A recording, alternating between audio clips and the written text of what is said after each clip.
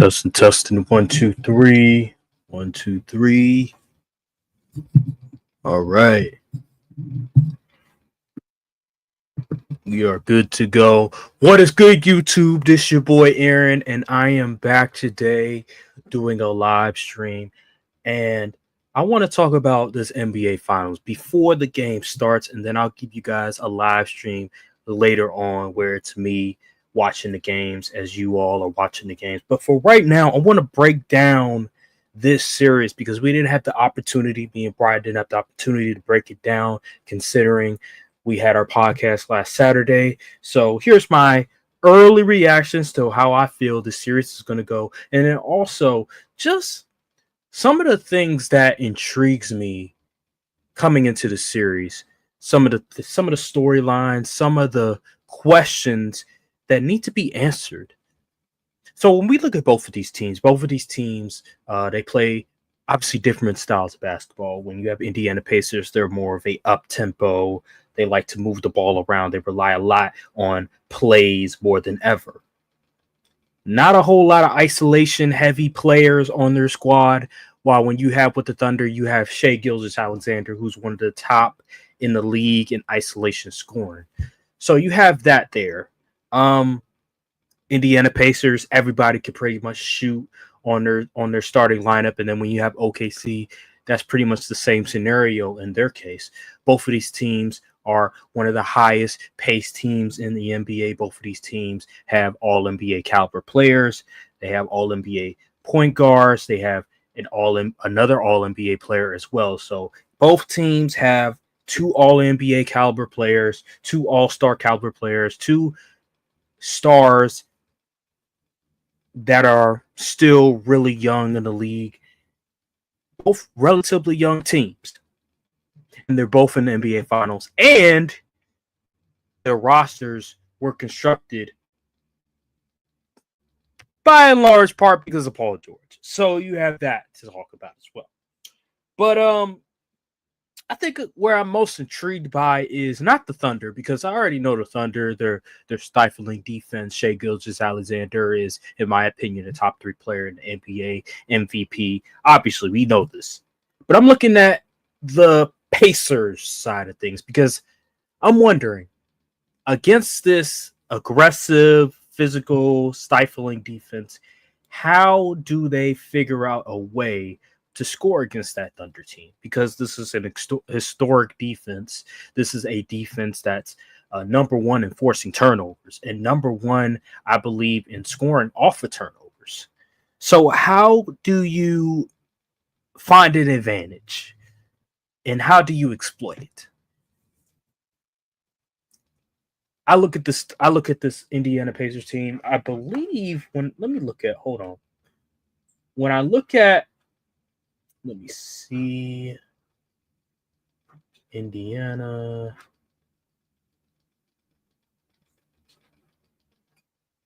Local percentage.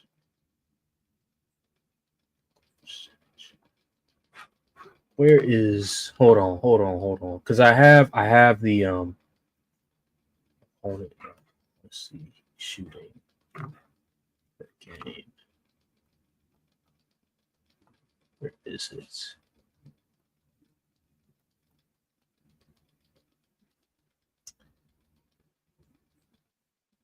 No, it's not what I want. Give me 1 second, because I have a stat. I think traditional. Here we go. I think this will do it. Yeah. Here we go. Let me share my screen real quick, because this is the advantage Indiana has in this matchup that I want to show. That could bode well for them if they can continue to consistently do this one thing very well. Okay. I think this is it right here. So, as you can see, Indiana is number one in 3-point percentage. So, let me see here. They're not number one in. So, this is where I believe Indiana can keep themselves in the game. is the 3-point shooting.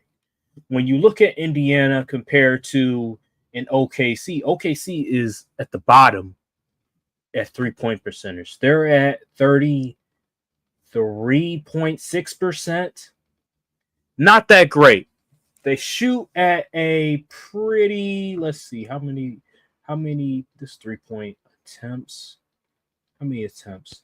They're at the upper echelon of attempts at 37.4, but in terms of percentage, they're only hitting 33.6% of them. So when we look at that, Indiana, if they can minimize the amount of turnovers, which I think they're one of the lowest. They're like top 5 in turnovers, which is good. Oklahoma City is number 2. If they can minimize the amount of turnovers and if they can generate consistent 3-point looks, I think they can stay in the game. The only thing is with Indiana is where's the mismatch gonna come from? Because Chet is not a mismatch. Jalen Williams is not a mismatch. Shea is not really a mismatch. The starting 5 in general, there's no mismatch to exploit. So how are you gonna be able to just run your offense and pick apart somebody? There's not really anybody you could pick apart unless Hartenstein is on. When Hartenstein subs into the game, that's the only guy you could really pick apart. So that's going to be the challenge offensively when it comes to Indiana, is how they generate offense when the entire starting 5 is pretty much solid defensively.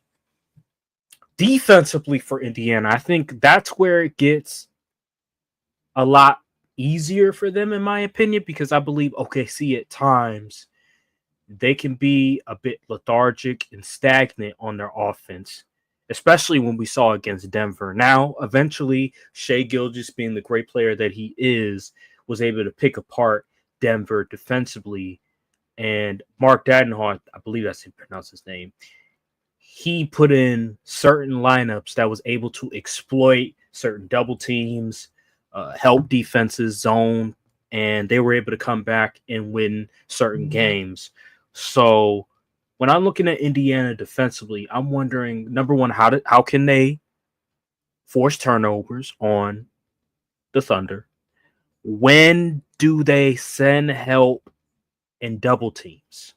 That's another important aspect, because as good as Tyrese Halliburton has been defensively, and Nembhard and Naismith, I don't think there's anybody that can really hold their own one-on-one versus Shai Gilgeous-Alexander. So when do you send the double team? When do you send the help?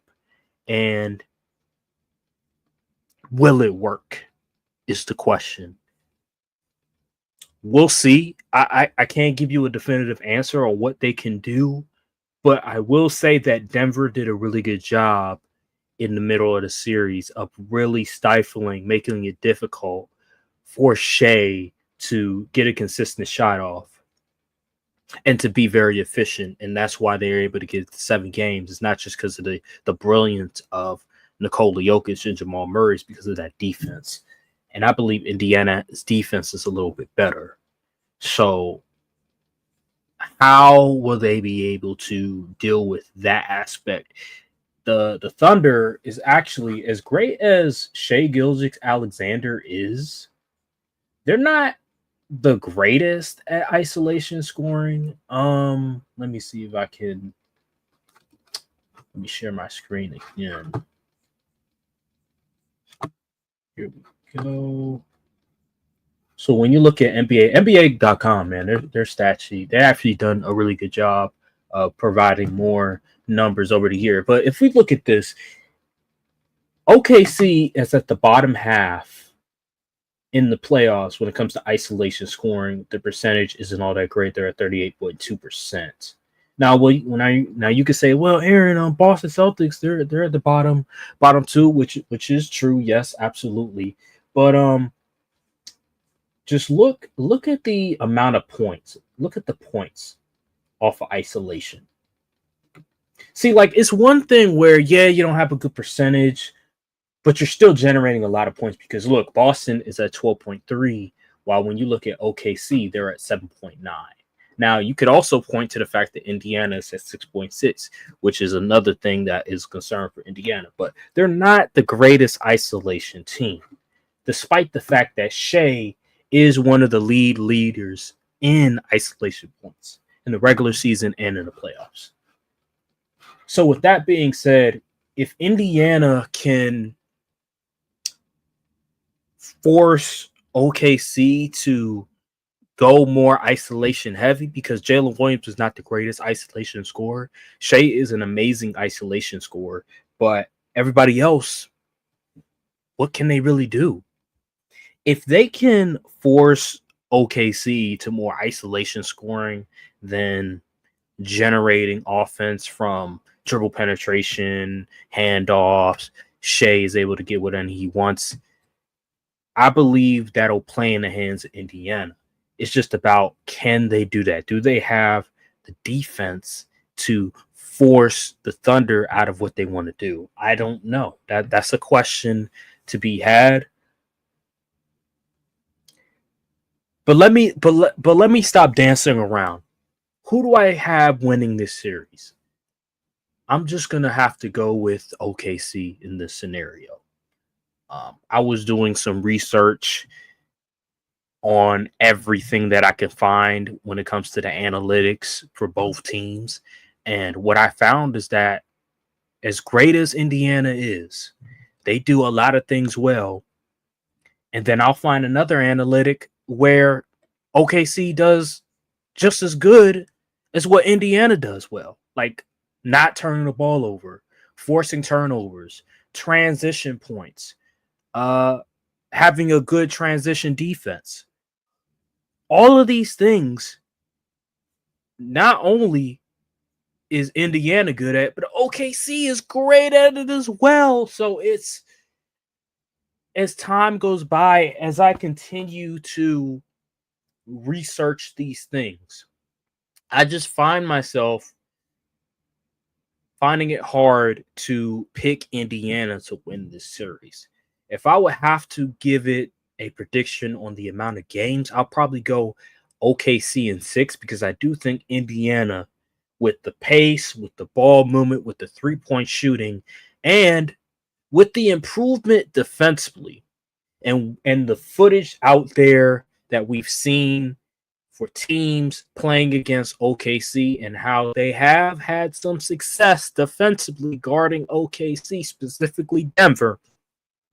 I believe Indiana can do some things defensively that can make it a little difficult for Shea in that offense to get going consistently.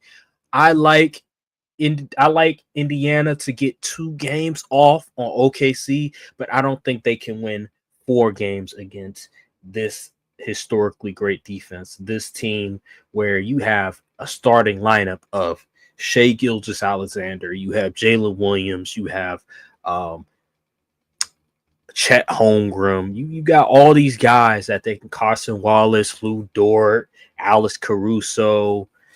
These are dudes that can knock down shots, that can play defense, that do a lot of the little things. I just don't see how Indiana, from just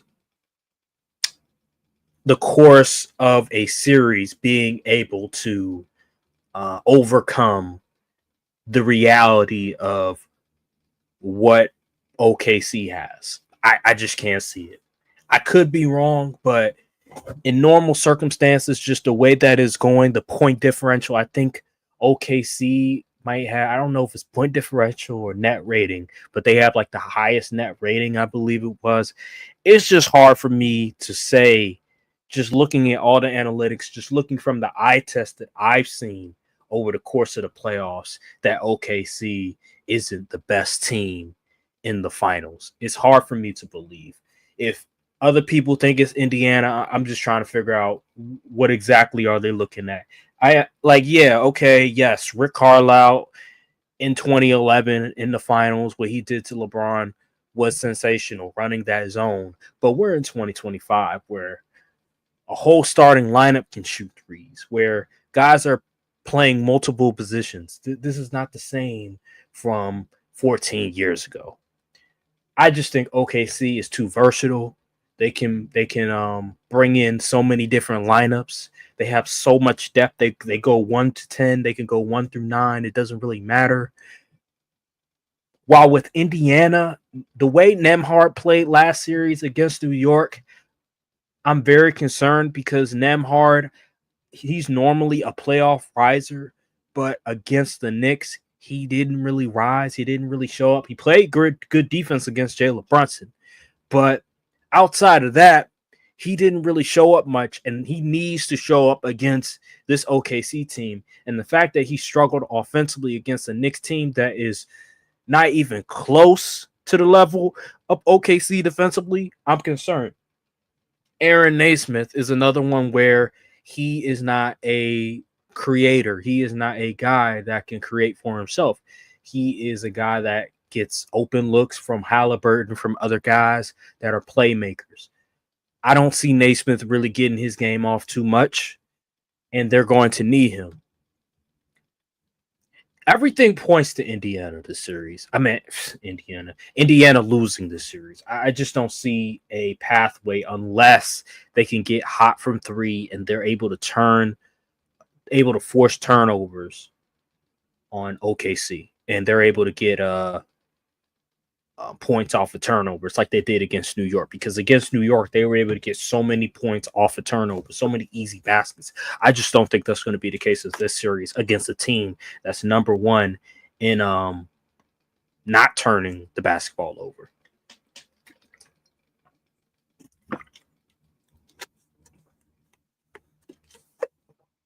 So yeah, this guy who commented, I'm rooting for Indiana to make this a competitive series. I do really hope Indiana can make this a fun competitive series, because at the end of the day, like a lot of people, a lot of casual fans, people that say that they're purists, people that say that they love basketball are like I'm not really excited for the series. I'm not really excited for this matchup. They're not real basketball fans. They're not purists at the slightest. They are casual fans. They are people that rely on narratives, rely on lazy reporting, like, oh, LeBron's legacy, Steph's legacy. What does this mean for his legacy at their championship?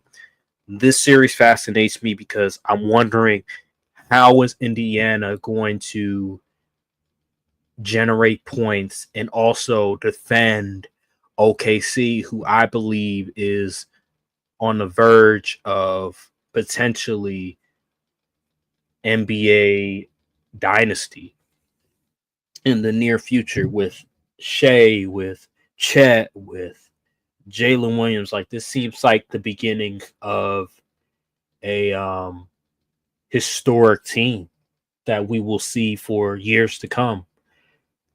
How are they going to be able to stop that from happening? Is why I'm fascinating with this series, because I don't think they can do it. But who knows? Who knows? With what we've seen from Indiana, these playoffs, with how they improved over time throughout the season, how well their offense flows, the fact that they are the number one 3-point shooting team from an efficiency standpoint, and that OKC is at the bottom at 3-point percentage, could favor them in this matchup. So we'll see. It is a 3-point shooting league. OKC is trying to, in a way, fight that, because the entire season they've been a decent 3-point shooting team, but they haven't been a great 3-point shooting team. They have sort of been a very balanced, relied heavily on the mid-range game with Shea, with Jalen Williams.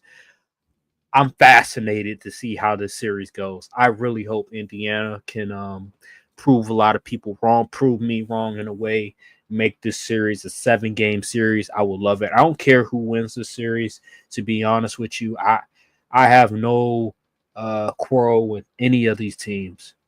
Whoever wins, by all means, good luck to you. Great for you. But I just hope that we have a fun, entertaining series that everybody can be excited about. That's just how I am. I don't care about the narratives. I don't care about the agenda pushing. My my grace, my hope is for a competitive series, and whoever comes out victorious, salute to them. Salute to them. That's just how I look at it. Yep, Jacob, that I agree with you. That's how I look at it. And I'm happy that there's no team in the finals where I have an agenda to push that I have to root against, because I don't really care for any team to lose or to win. I'm just here to watch a good game. Normally in years past, I'm rooting against the team, and that's why I'm watching the game. But now I actually have to enjoy it for what it is. There's no, oh, I hate this team, so I'm going to root for the other team. Like, I don't hate either team. I don't like or hate either team. If Tyrese Halliburton wins, salute to Tyrese Halliburton. If Shea Gilgis wins, salute to Shea Gilgis. I'm not going to be like, darn, this really sucks. I really wanted him to win. Now, yeah, I could say, well, what's better for the league? Oh, like long term, I guess OKC, because now the media has to respect OKC, especially some of the takes that they've had about OKC this entire season, how they're too young. Such a lazy and stupid take, like, oh, they're too young. When we've seen in previous years teams with not so much playoff experience win a championship, Golden State Warriors. Like, come on, man. But at the end of the day, man, I really I feel no way for these teams. I really don't. I just hope we get a competitive game. That's all. That's all. And I think that'll do it. I think that'll do it. Short video. How long have I been recording? For over 20 minutes. I think that's long enough. But yeah, man. I'll see you all on the live stream in what is it? 7:10 in about an hour. I'll be back and I will be reacting to the game live. So until then, thank you all for watching. I'll see you guys later and peace.